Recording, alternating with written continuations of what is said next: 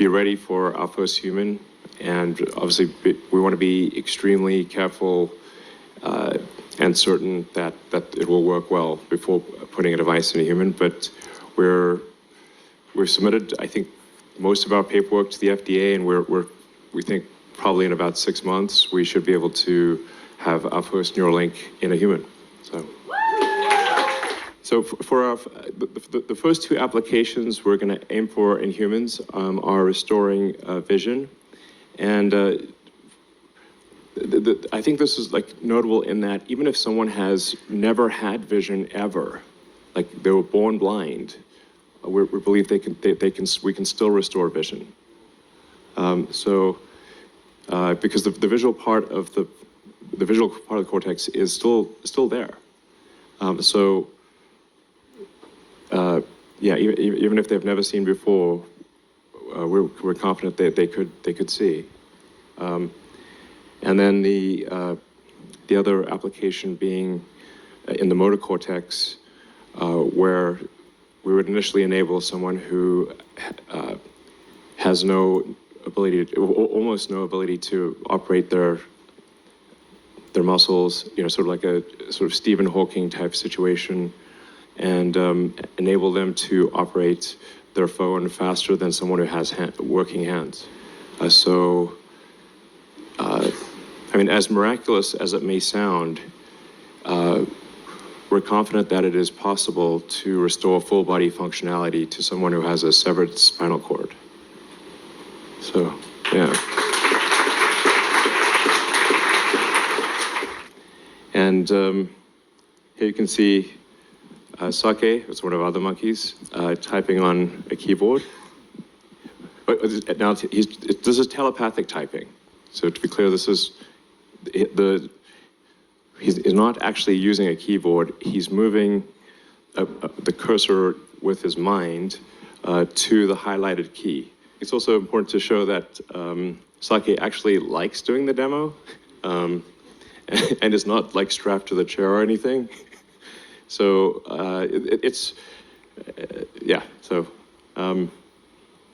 the monkeys actually enjoy doing the demos because they get the banana smoothie, and it's kind of a fun game. Shalom to the elect of the nation of Israel. First and foremost, I want to give all praises, honor, and glory to Yahweh, Bahasham, Yahweh Shai, Bahasham, Kodash. Double honors to the apostles and elders of great millstone who rule well and labor in his word and doctrine. So in this video, just go into some scriptures regarding the Charagma, because I did actually have a conversation. It sort of came up. I'm not sure how I'm not sure how it came out actually, but I was speaking to my sister because I'm actually currently in London. I've been here quite a while now. Have I? Yeah, I've been here for a bit now. Almost coming up to no, it's been a week now, and I actually ended up bringing up the topic of brain chip. All right, just to be blunt with it. All right, as you can see in the title there, I mentioned about this. And she said she doesn't even believe it. She doesn't think it's even real. That just sounds ridiculous. And you can kind of understand it to a degree. It's like, yeah, it does sound a bit crazy, right? Like somebody literally putting some type of device into your brain to be able to alter things that you think, alter how your body operates, and can also program thoughts. They can do so much with this type of technology, and they're going to do so much wickedness, of course. Yeah, and they're going to disguise it with a lot of miracles. As you can, hear him say, one of the things they want to do is they want to give vision to those that could never see. Now they can see. Okay, and that's definitely them trying to deceive the masses that this is something that's actually going to be only for the good. That it's going to bring only joy to people's hearts, because it's going to make those that are unhealthy healthy. All right, they're going to have health. They're going to be able to actually operate as a functioning human when they've never even been able to do such a thing like see. They're going to be able to see. They're going to see their family again. That's going to make people think, oh, this is a good thing. This is definitely something we should do, because that's how the devil operates. He deceives you. He makes you believe that what he wants, what his way of thinking is indeed all for the greater good, but it isn't, man. It's very easy to get deceived in this world. This is Revelation 13 and 11. And I beheld another beast coming up out of the earth, and he had two horns like a lamb, and he spake as a dragon. So when you go up in verse 1, the beast is referring to there, the 7 heads and 10 horns is actually referring to the Roman Empire, right? Going into the fourth beast, right? Which is in Daniel 7. You see the first beast being the Syrio-Babylonian Empire. When I say you see it, really, it's written in a prophetic, dark saying, and allegory. But the understanding, or granted to men of the Lord, and Lord willing, we're of that number, because it's certainly been granted to us as of now, and we must endure this truth unto the end. It's been granted and blessed. We've been blessed with the truth to understand that the first beast is the Syro-Babylonian Empire, the second being the Persia-Media Empire, and then the Greeks, and then the Romans. And then this one in verse 11, where it says, I behold another beast, this is referring to Babylon the Great, aka America. So it says, I beheld another beast coming up out of the earth, and he had two horns like a lamb, and he spake as a dragon. So he spake as a dragon, and that word there is drakon. We'll show you that. Drakon. So meaning a dragon, a great serpent, a name for Satan. It says a name for the adversary. Satan goes into adversary. As you can see, it says a great serpent, right? An abundant, serpentine creature, because that's how he really is. That he is indeed, he's abundant. He has abundance. He operates in trickery. He's deceitful, and the serpent is more subtle than any beast of the field. He comes with great subtlety. We're gonna think about giving vision to those who've never seen. But he's not going to tell you, we're also doing this so, you can be a permanent slave, and we get to have you completely tapped. All your records is going to be within you. You do anything, you don't do what we say, well, okay, all that stuff's gone, and you're just out here fucked. They ain't going to say it like that. They're going to come in with all pretty words and looking all pretty. And of course, people are going to buy into this, man. A lot of people will, My sister doesn't believe it's even going to be real, but when it happens, when it comes around, you never know, man. She might be deceived by the miracles, okay? Because, man, the amount of people that are going to be deceived is unbelievable. Remember, it's a time as well when the charagma gets pushed out. It's going to be a time where tribulation is going to be so heavy, people are going to fold, and it's known as the hour of temptation according to the scriptures. Let me get that before we go back. Revelation 3:9. I believe it's 3:9. No, it's not 3:9, it's 3:10. Forgive me. Revelation 3:10. Because thou hast kept the word of my patience, I also will keep thee from the hour of temptation. All right, so that's again, we endure in this word unto the end. And don't get caught up in anything. Anything else this is nowhere near as important as this. As I will keep thee from the hour of temptation, which is that time when you're in the midst of Jacob's trouble, in the midst of all hell breaking loose, famines, shortages, plagues everywhere. There's going to be a time when everybody in the world is going to be tempted, all right, to basically, it's either conform, do what they say, whether it be in the concept of a FEMA camp, whatever it may be. When the devil comes in with great wrath, all right, people are going to be basically going to fall to that temptation. They're going to do it. They're going to take the charagma. But I don't know what to for the elect. We will not do so. And people who take the charagma, they're going to be destroyed. There's no safety for them, man. Now it says, which shall come up upon all the world to try them that dwell upon the earth. That's right, all them that dwell upon the earth. It says, behold, I come quickly. Hold that fast which thou hast, all right, being the truth, the understanding of the scriptures that we've been blessed with. It says that no man take thy crown. Because that crown, the crown that the elect will get, will be an incorruptible crown. An imperishable crown. It shall truly be a beautiful thing when the elect receive receive the glory of being the elect. They're going to, the elect are going to be basically renowned for the endurance that the elect actually had throughout the hell that they went through. And other than we get to be part of that number to really rejoice in the day of Yahweh Ba'Shem Yahweh Shai. All right. Because if people are saying they want the day of the Lord, why do you? What does it say in Amos 5? A lot of people don't understand this one. For a while I didn't even understand this one. Is it Amos 5? No, it's not. I know it's Amos. Is it 8 and 5? Let me check. Neither of those sound correct. Let me think. It must be 5, man. Amos 5. Let me check it real quick.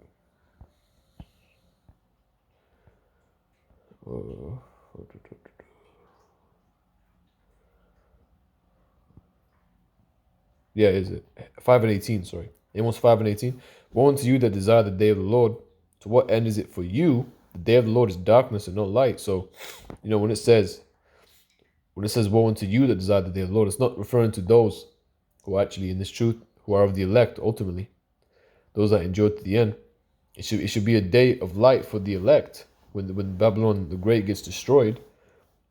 But for those that are of Babylon the Great, well, it's going to be a day of great darkness because there's going to be much destruction happen upon you. It says, woe unto you that desire the day of the Lord. To what end is it for you? The day of the Lord is darkness and not light.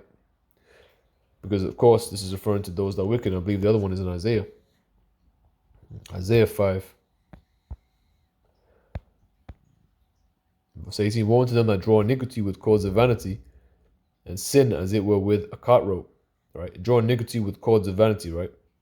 Iniquity going into unequalness when you get into that word, and that word in Hebrew there would be see it. Alright, oh, my fault, pressed the wrong one. The word there, I won, and I won means perversity, right? Who are basically they draw perverseness with cords of vanity. Vanity goes into something that's worthless. Depravity, iniquity, guilt or punishment of iniquity. Iniquity, guilt of iniquity, guilt as great, guilt of condition, consequence of or punishment for iniquity. Okay. So, as it reads on, it says that say, let him make speed and hasten his work. So people are saying, oh, I can't wait for especially these so-called Christians, these Christianity bug outs.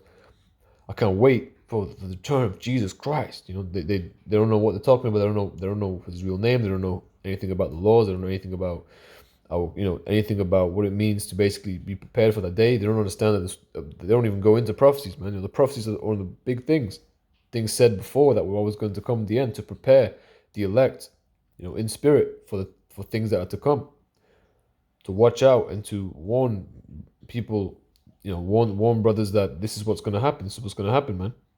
This shall come upon the earth. So as a reason, it says that say, let him make speed and hasten his work, that we may see it, and let the counsel of the Holy One of Israel draw nigh and come, that we may know it. And they're saying that, but woe unto those people that desire the day of the Lord, but of course, they don't realize the day of the Lord is not going to be light unto them, but only for the elect, really. And, if you take the charagma, that's it, man. So the time of temptation will come.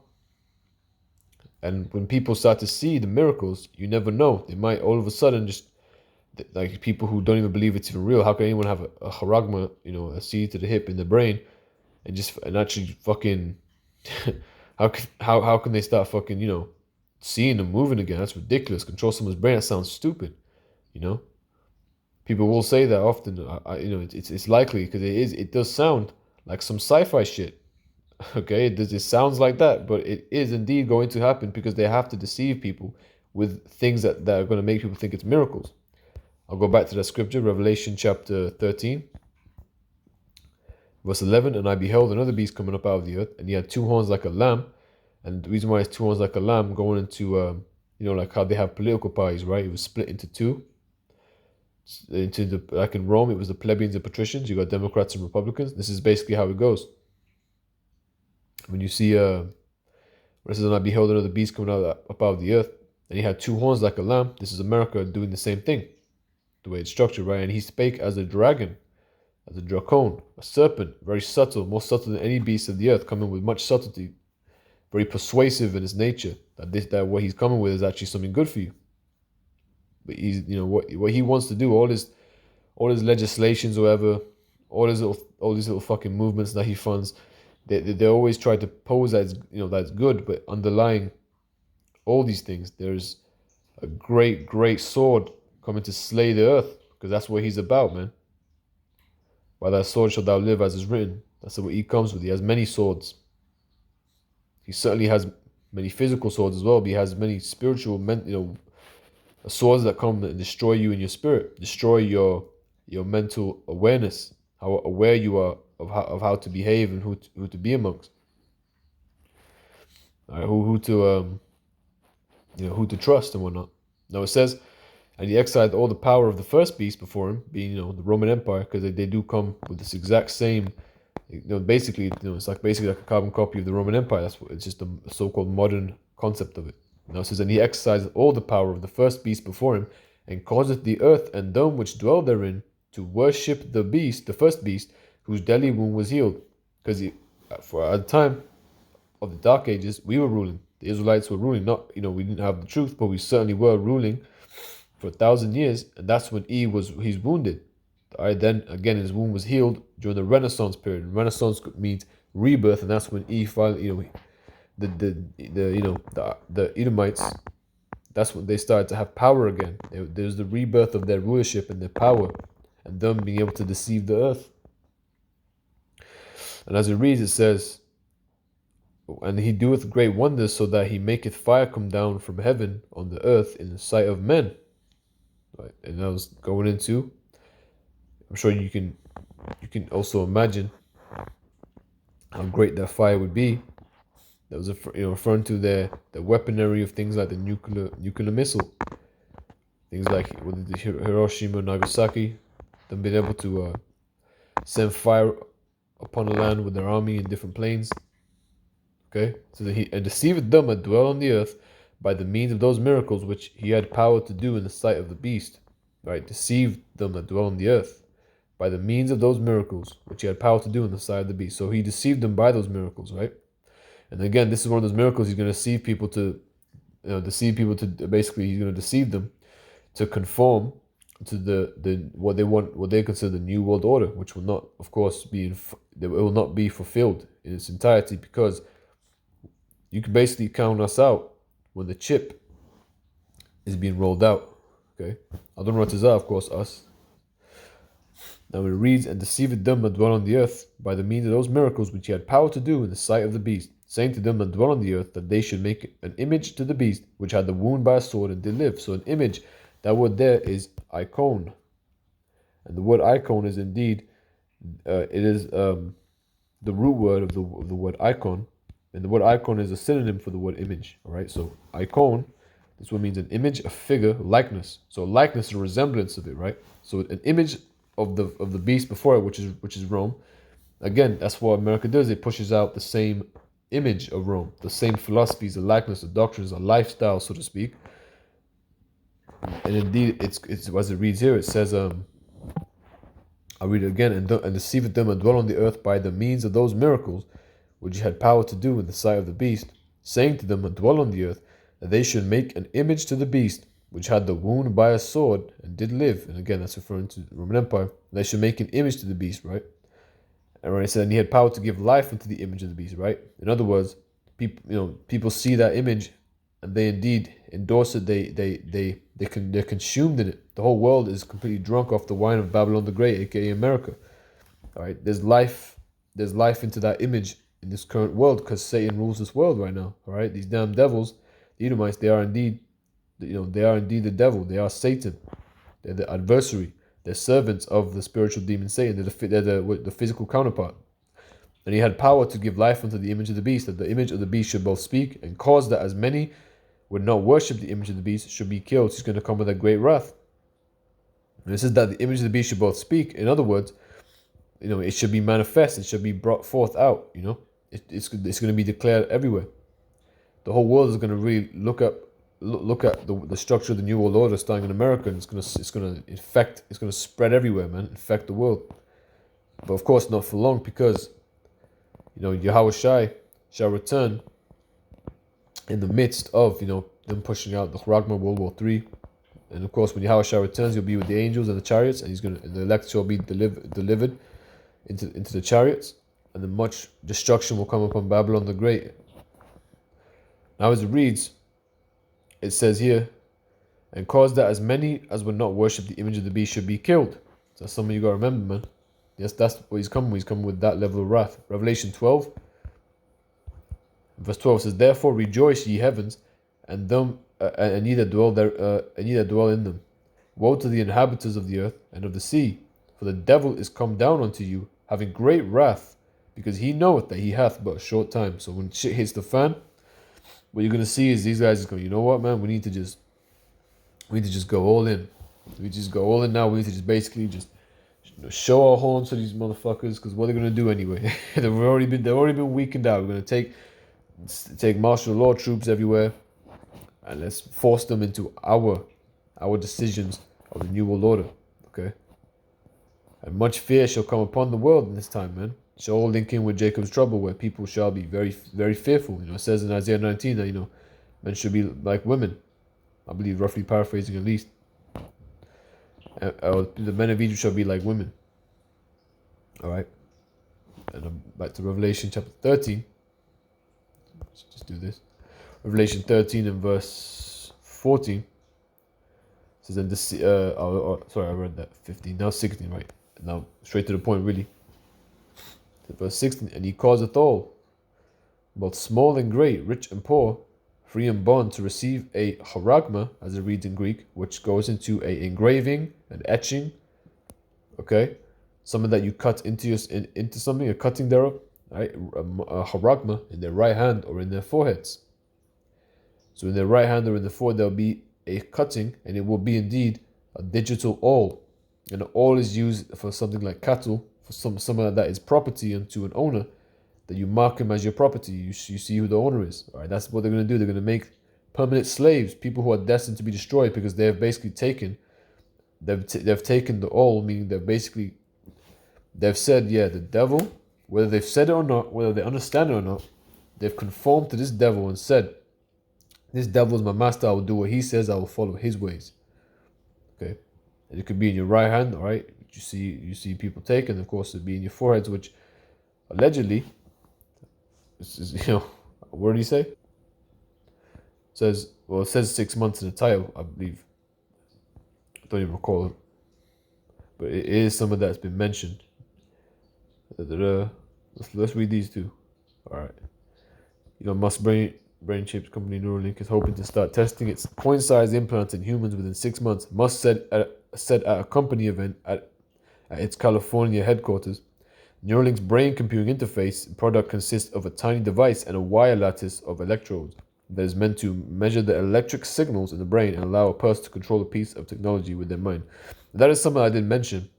Basically, you have electrodes. Your body actually does have electrons flowing with your body, negative and positive current and whatnot, or I should say positive, current and whatnot, and the flowing. It will go through certain places, and there will be positive charge, it will be negative. That's basically how your body works, like a fucking like a wiring system, basically, like a circuit. Sorry, there you go. So as it reads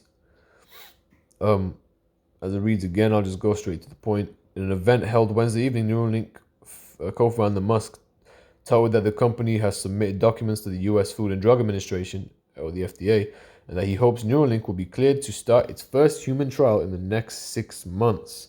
So in the next 6 months, all right, and it's an interesting number how, the next 6 months. And let's see if of course that's even true. Who the hell knows, apart from the Most High. As you read right here, verse 17, that no man might buy or sell, save he that had the mark or the name of the beast or the number of his name. Okay, so no one's going to buy or sell. No one's going to be able to work to get food for their families. Of course, that's going to cause problems in the household. They're not going to be able to buy anything. They're going to be able to eat, get genuine, victuals. So if he that had the charagma, okay, and maybe it is going to be in 6 months. Okay, once again, who knows? Except the Most High, Yahweh, or Yahweh Shai. The angels. The angels are being told what to do for certain things, because everything is through the will of the Heavenly Father anyway. And of course, no one knows the day and hour of the end except Yahweh. So ultimately, when the actual destruction comes, when it's time for destruction, only the Heavenly Father knows that the exact time, and Yahweh Shai will be told to then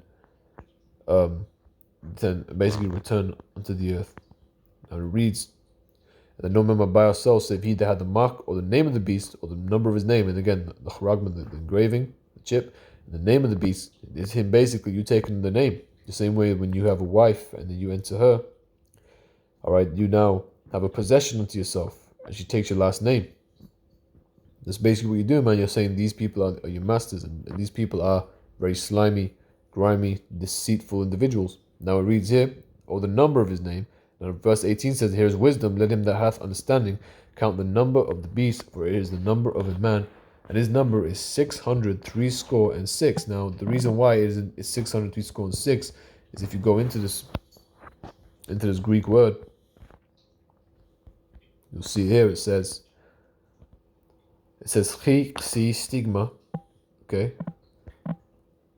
When you go into these letters, okay, for example, xi, this one right here, this letter is actually a Greek derivation of sa in Hebrew, and you'll see the way it looks. It's quite like a post, like a wooden post being posted like a peg or something, a tent peg. All right, that's basically what it is. You know, these letters will have symbols going into its root words as well. You can see it goes into a peg, all right, a tent post or a stake. Because if you go into this word, charagma, for the word mark, Salakia, damn, so I'm in this verse, my fault. All right, when you go into charagma, there's a root word, and again, this goes into marked by the Moses, thin carved sculpture or graven work. That's basically the main point there. From the same as this word over here, okay, this word harax, and this word means a pale or stake, a palisade, a stake literally like a wooden stake. All right, like what you see in these fucking vampire things, you get like a sharp wooden object. That's what a stake is. And they're saying that, you know, a harax basically is a root word for haragma, so they're using basically using something to cut and engrave, basically. In a sense, that's why it goes into the root word, basically. So you also use that. We also use a pale for. A palisade goes into a barrier, okay? It goes into marking territory, okay? Using these wooden sticks. Now when you go into 666, it reads here, Xi, and that again is going into something that is a harax. The last letter is stigma, and that letter is here, stigma. And look, from a primary stizo to stick, i.e. prick, there you go.